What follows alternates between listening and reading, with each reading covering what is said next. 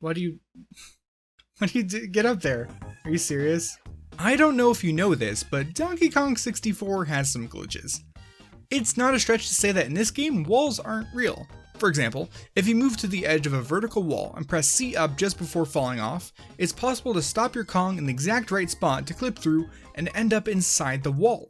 This is possible just about anywhere with a ledge made up of 90-degree angles, and any Kong. Also, while trying this, I accidentally zipped up. That wasn't supposed to happen. Now, this glitch can actually be used to clip through the stairs in a boss room, allowing you to fight each boss with any Kong and without the necessary golden bananas. Your mileage may vary as to how useful that is, so have some fun with that. Before expanding on the general wall theme of the video, here are a few tricks that you might find useful. There's kick jumping, which just means using your grounded attack, jump, and an air attack. This allows Donkey Kong to get pretty far, increasing his general mobility. But it does not stop there. Donkey Kong's kick is actually even stronger than you may at first believe. Find yourself a nice, steep, non-slippery slope, jump and attack while running. If you time it so that the air attack gets interrupted by touching the ground, and perform a running kick right after, you'll fly. Sorta. This is called a moon kick, and it's very useful for reaching places that DK should not be. For example, here in Angry Aztec you can perform a moon kick from the stairs, reaching the upper ledge. Then another well-placed running kick can make Donkey Kong slip right into the llama's temple. As a bonus, you could actually skip summoning the llama here if you perform a ledge clip on these stairs, then just run on over to Lanky's cage and let him free. Then again, have you seen that freak of nature? Maybe it's best that he remains locked up. Anyways, when it comes to other movement tricks, Diddy can perform a moontail. That's where you jump, land, and jump again, but press B right after.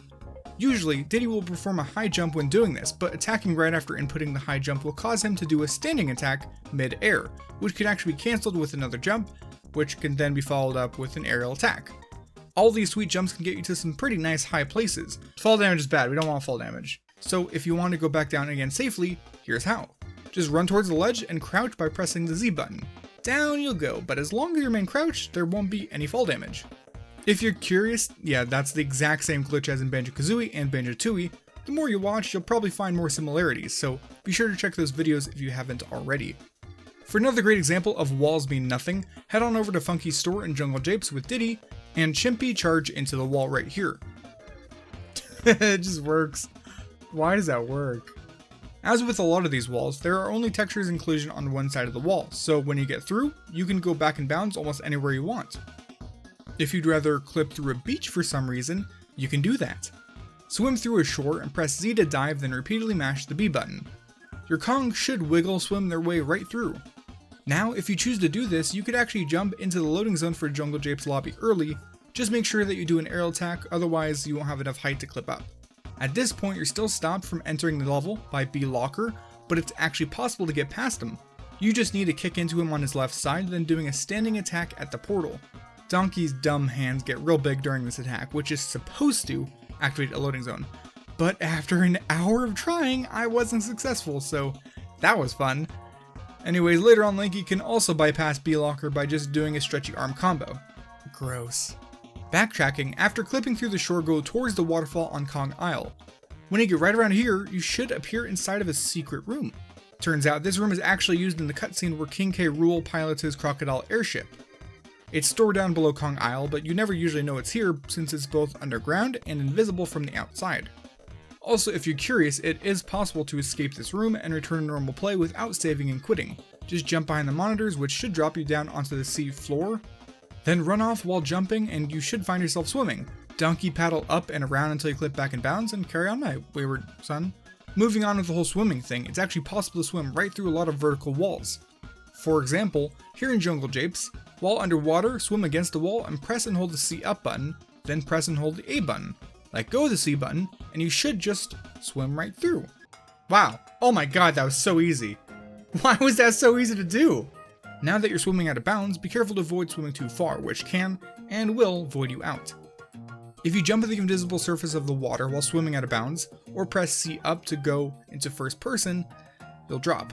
Depending on where you're at, this means you'll either end up walking around, or maybe even falling into the void. In my live stream where I recorded a lot of the footage you're looking at, I swam around Creepy Castle for about 40 minutes, just messing around. It was, interesting. Insert plug here about hitting the notification bell so you don't miss live streams or something. Anyways, while swimming underground, enemies will attempt to reach you, but they never will. All the enemies don't know what to do because they can't get to me. I love it. Come here, buddy. Follow me. Whatever, you get the idea. Oh my god, wait, is the beast still messed up? I think the beast still messed up because we were last seen under there. I don't think he's noticed that I'm actually not down there anymore. Hey buddy, are you okay? I'm not doing so well myself. Rather than feel bad about that, let's taunt them from the air as well. There we go. I'ma get you. Just come down here, you stupid ape. While swimming around this level, I tried to do the first person camera clip on a wall that you'd usually never reach while swimming, and it worked. This let me reach another body of water higher up, essentially increasing my upper limit.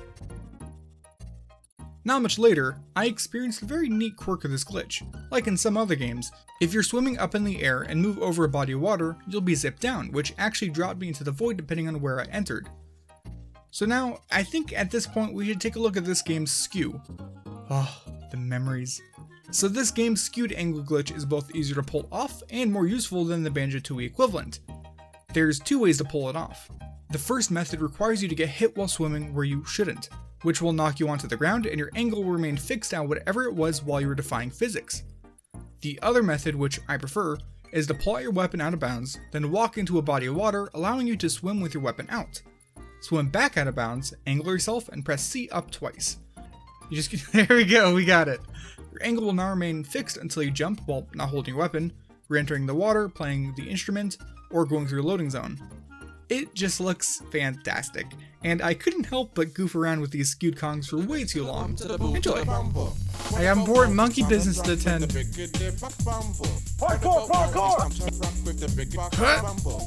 No! I see. I thought he was dead, but he was not. He's just sleeping on the job. Oh, alright, let me get back to my monkey business. I think it was all worth it, to be honest. Jumping over to Chunky Kong, he has his own unique way of clipping through stuff. He's able to pick up and set down heavy objects. If you position him with his back to the wall, drop and pick up an item repeatedly, he can actually get pushed right through. I had mixed results when trying this out, and for some reason, occasionally the object would actually just disappear. When trying it in this room, the barrels disappeared, but turns out they had actually teleported to the very center of the room, stacked on top of each other. I don't think that's supposed to happen, but at this point, nothing makes sense. Back into Jungle Japes, head into this area and hop inside of the Hunky Chunky barrel, which makes Chunky Kong massive. Unfortunately, while huge, you're only supposed to play in this area, while Mr. Hunky Chunky Konky can actually just jump and clip right through the large shell. As long as you don't hit its entrance loading zone, you'll actually fall down to the cave below, and you're free to explore the level as a bigger than usual Kong. One interesting side effect of this is that in this form, Chunky Kong can actually go through a lot of walls with a simple jump.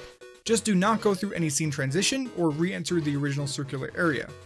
Okay, so swapping things up, here's a simple yet odd glitch.